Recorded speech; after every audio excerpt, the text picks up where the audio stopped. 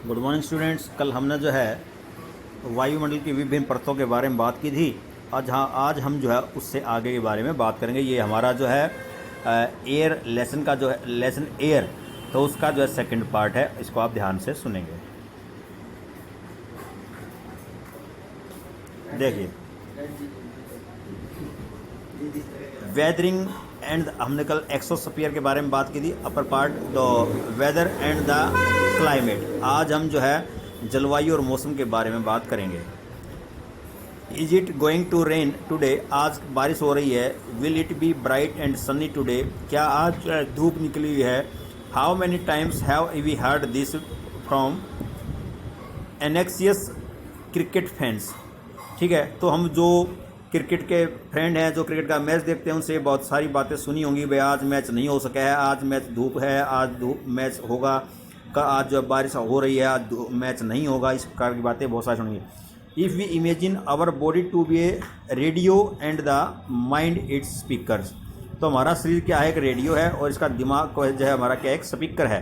Weather is something that fiddles with its control knobs, जो इसकी control से चलती हैं। बहुत सारी चीज़ें इसके अंदर फीड हैं। Weather is this hour to hour day to day condition of the atmosphere. तो वेदर क्या है, यहाँ से लेकर के और ये यहाँ तक, तो एक एक घंटे या एक एक दिन से संबंधित जो वायुमंडल की जो एटमोसफियर की जो स्थिति है, उसी को हम क्या कहते हैं? वेदर कहते हैं। A hot or the humid weather may make one irritables. तो एक गर्म या उमस भरा जो मौसम है वो हमारे को इरिटेट कर सकता है। ए pleasant breezy weather may make one cheerful. एक जो है खुश मिजाज मौसम जिसमें हवा चल रही हो, वो मौसम हमें खुश कर सकता है। And even plan for an outing, और हमें जो है आउटिंग बाहर जाने की भी इजाज़त दे सकता है। Weather can change dramatically from day to day. तो मौसम जो है डे टू डे भी बदल सकता है। However the average weather condition of a place for a longer period of a time represents the climate of the place. अब ये देखो, यहाँ से लेकर के द और प्लेस तक, मतलब the average weather condition of a place. तो औसतन जो है किसी स्थान की जो है मौसमीय जो स्थिति है, फॉर ए लॉन्गर पीरियड, जो बहुत लंबे समय तक एक जैसी बनी रहती है, of a time represent the climate of a place, उस स्थान की जलवायु कहलाती है। जैसे सर्दी का मौसम है तो लंबे समय भाई 2-3 महीने से कड़ाके सर्दी पड़ती है, उसको हम जो है क्लाइमेट कहेंगे। Now do you understand why we have daily weather forecast. इसलिए हम अब जानते हैं कि डेली फोरकास्ट जो मौसम का जो हम क्यों करते हैं। देखिए भाई, तो इसमें कुछ बातें हैं जो हमारे let's do for 10 days note down weather report from a local newspaper and observe the change occurring in the weather. तो आप इसको नोट कर सकते हैं। आजकल आप घर पे ही हैं कि भाई न्यूज़पेपर से आज का टेम्परेचर कितना था, ठीक है, उसकी रिपोर्ट बना सकते हैं। भाई कितना मौसम मुझे बदला, कितनी बार बारिश हुई, सारा सिस्टम लिख सकते हैं। तो फिर डू यू नो, क्या आप जानते हैं? You will be surprise to know, ये जानकर आप मतलब बड़े हैरान हो गए, that the earth receives only in, ये इकाई, दाएं, सैकड़ा, हज़ार, दर्जन, लाख, 10 लाख, करोड़, 10 करोड़ और मतलब अरब। तो 2 अरब parts of the sun's energy. पृथ्वी जो है 2 अरब जो पार्ट्स हैं सन सूर्य के, उसका उतना हिस्सा जो है वो प्राप्त करती है। मतलब सूर्य के अंदर देखो कितनी गर्मी होगी, कितना छोटा हिस्सा जो है पृथ्वी प्राप्त करती है। ठीक है, तो अब है टेम्परेचर, तापमान। भाई the temperature you feel every day, जो प्रतिदिन आप तापमान महसूस करते हैं, is the temperature of the atmosphere. ये वायुमंडल का टेम्परेचर होता है। The degree of the hotness and the coldness of the air is known a temperature.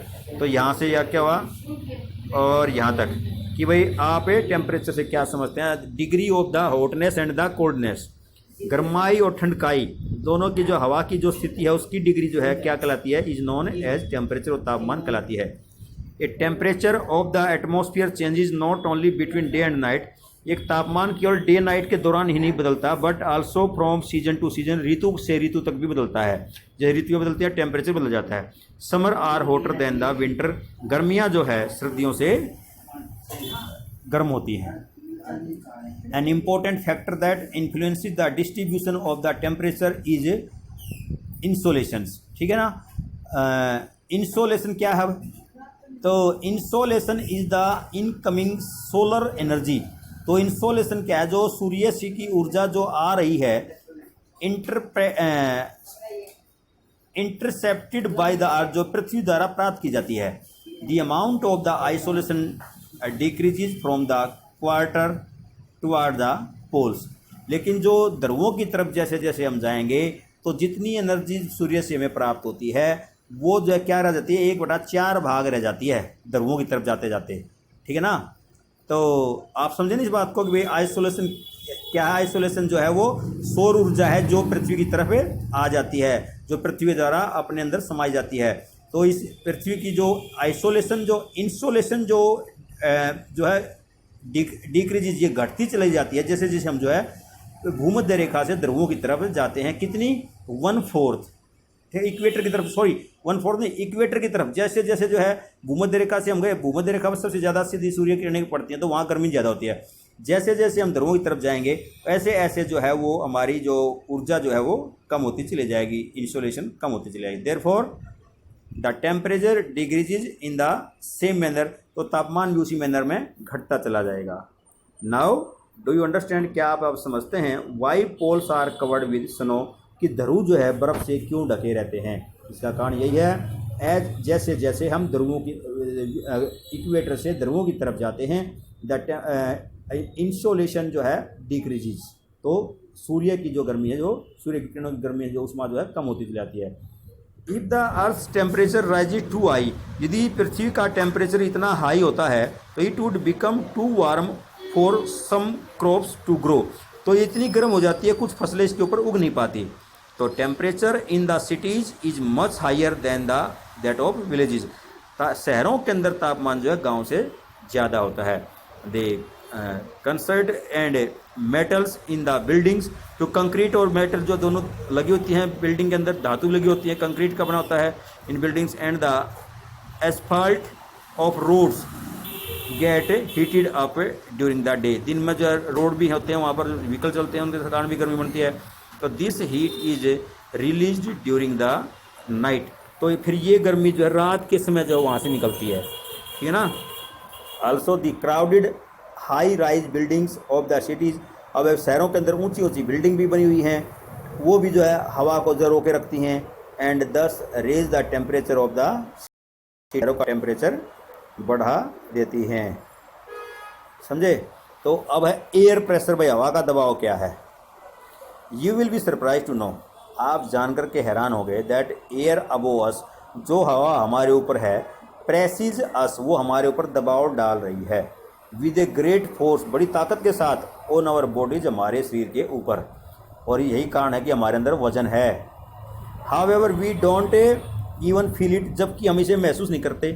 This is because, इसका कारण ये है दी air precious us from all direction, हवा हमारे ऊपर दबाव चारों दिशाओं से डालती है। ये नहीं ऊपर ऊपर से सीधा डालती है, साइड से भी, नीचे से, चारों तरफ से।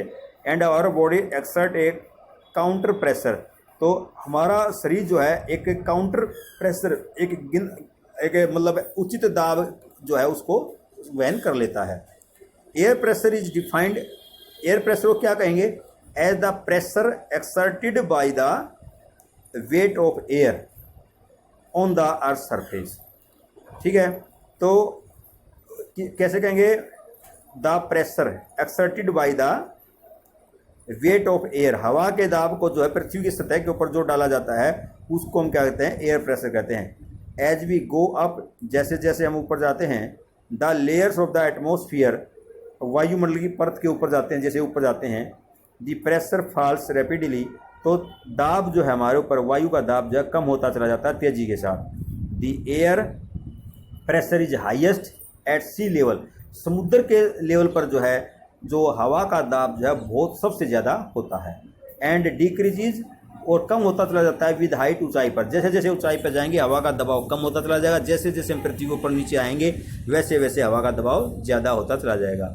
Horizontally the distribution of air pressure is influenced by temperature of the air, तो ये भी जो हवा का जो टेम्परेचर क्या है उसके द्वारा प्रभावित होता है। एट ए गिवन प्लेस, उस स्थान पर क्या टेम्परेचर है उसके द्वारा प्रभावित होता है। In area where temperature is high, जिन स्थानों पर उच्च तापमान होता है दी एयर गेट्स हीटेड, हवा गर्म हो जाती है, एंड राइजेज, और ऊपर उठती है हवा। गर्म, आप देखते हैं ना गर्मियों में हवा जो कहाँ जाती है, गर्मियों में हवा नहीं चलती, हम कहते हैं ना वो गर्म होकर के हवा ऊपर चली जाती है। और जैसे मौसम ठंडा आता है, बारिश का मौसम होने को होता है, जैसे जैसे तेज हवाएं चलने लगती हैं, क्योंकि हवा ठंडी होने के बाद नीचे आती है और गर्म होने के बाद ऊपर चली जाती है। तो this creates a low pressure area, तो वहाँ पर जो है निम्न दाब का क्षेत्र बन जाता है। जहाँ पर टेम्परेचर ज़्यादा होगा हवा का दाब कम हो जाएगा। तो low pressure is associated with cloudy skies and wet weather, तो जब जितना लो प्रेशर होगा, हवा का निम्न दाब होगा, उतना ही आसमान के अंदर जब बादल छाएंगे और उमस का मौसम होगा, नमी वाला मौसम होगा। फिर इन एरियाज हैविंग लोअर टेम्परेचर, और जो क्षेत्र जो है लोअर टेम्परेचर, जहाँ कम तापमान होता है, दी एयर इज कोल्ड, हवा ठंडी होती है, it is therefore heavy, इसलिए वो भारी भी होती है, दाब भी ज़्यादा डालेगी। हैवी एवर सिंक्स, तो जो भारी हवा है वो नीचे की तरफ आती है, and creates a high pressure area, और उच्च दाब का क्षेत्र बनाती है। High pressure is associated with the clear and the sun sky, और जब उच्च दाब का जो क्षेत्र बनेगा वहाँ पर जो है धूप निकलेगी, आसमान साफ रहेगा। The air always move from high pressure area to the low pressure area, हवा हमेशा जो है हाई प्रेशर एरिया से लो प्रेशर एरिया की तरफ जाती है। तो देखिए भाई, अब विंड के बारे में बात करेंगे, आज हवा के बारे में बात करेंगे, बाकी बात जो है कल करेंगे। तो क्योंकि थोड़ा थोड़ा हमने समझना साथ के साथ सही ढंग से। तो देखिए wind, the movement of air from high pressure area to the low pressure area is called wind. भाई हवा का जो है low pressure, high pressure area से लो प्रेशर की तरफ जाना वो क्या कहलाता है, विंड कहलाता है। You can see wind at work as it blows, तो हवा जैसे चलते वो काम करती है। By leaves down the pavement or the uproots trees during a storm, और जो पेड़ों के पत्ते तोड़ डालती है, और जो है जब तूफान के रूप में आती है तो पेड़ों की जड़ों को उखाड़ देती है। Sometimes when the wind blow gently, जब हवा धीमे धीमे चलती है, you can even see it blowing away smoke or fine dust, तो जिसके अंदर आप जो है आराम से धुआं है तो धुआं देख सकते हैं, धूल है तो धूल भी देख सकते हैं। At times wind can be so strong, तो उस समय जो हवा इतनी जो है स्ट्रॉन्ग हो सकती है, that it is difficult to walk against it, तो उस समय जो है जब हवा की विरुद्ध जो चलना मुश्किल हो जाता है। यू मस्ट हैव एक्सपीरियंस्ड, आपने ये अनुभव किया होगा, it is not easy to hold an umbrella, कि छतरी को पकड़ना भी आसान नहीं होता है ऑन ए वाइंडी डे, जब तेज़ हवा चल रही हो। Think of the some other example, कुछ और एग्जाम्पल सोचो। When strong winds have created, जब तेज शक्तिशाली हवा, ताकतवर हवा चल रही हो। तो इस प्रकार से आज हमने जो है हवा के बारे में पढ़ा, वेदर के बारे में पढ़ा, जलवायु के बारे में पढ़ा, कि भाई टेम्परेचर के बारे में पढ़ा, ठीक है ना। तो वेदर एंड क्लाइमेट के बारे में पढ़ा कि भाई जब मौसम जो है day to day, hour to hour जो है चेंज होता रहता है, तो उसको हम क्या कहते हैं, वेदर कहते हैं। और जब जो है वेदर जो है एक इस समय जगह का जो है टेम्परेचर जो है वो लगातार लॉन्ग पीरियड तक जो वही मौसम बना रहता है, तो उसको हम जलवायु कह देते हैं, ठीक है। टेम्परेचर जो है आपने देखा है, इंसोलेशन जो है वो सूर्य की किरणों से जब हमें गर्मी मिलती है वो भूमध्य रेखा के ऊपर सबसे ज़्यादा होती है, और जैसे जैसे हम जो है भूमध्य रेखा से ध्रुवों की तरफ जाते हैं तो इंसोलेशन जो है कम होती चली जाती है, डिक्रीज होती चली जाती है, इसलिए ध्रुवों पर हमेशा बर्फ़ जमी रहती है। यह भी हमने इसके अंदर जाना, ठीक है। तो फिर हमने एयर प्रेशर के बारे में जाना कि वो जितना हवा जो हमारे ऊपर प्रेशर डालती है उसको एयर प्रेशर कहते हैं, एयर प्रेशर, ठीक है ना। और जैसे जैसे हम जो है ऊपर की तरफ जाते हैं हवा का दाब जो है कम होता चला जाता है, वहाँ पर जो है जहाँ पर और ये भी जाना हमने, जहाँ पर ज़्यादा उच्च तापमान होगा वहाँ पर हवा जो है ऊपर जाएगी, राइज ऊपर उठेगी, तो वहाँ पर जो लो प्रेशर का एरिया होगा, जहाँ ज़्यादा टेम्परेचर होगा, और वहाँ पर फिर आसमान के अंदर बादल होंगे, ठीक है ना। तो ये इस प्रकार से होगा, और मौसम जो है भीगा भीगा रहेगा, वेट रहेगा, नमी वाला रहेगा।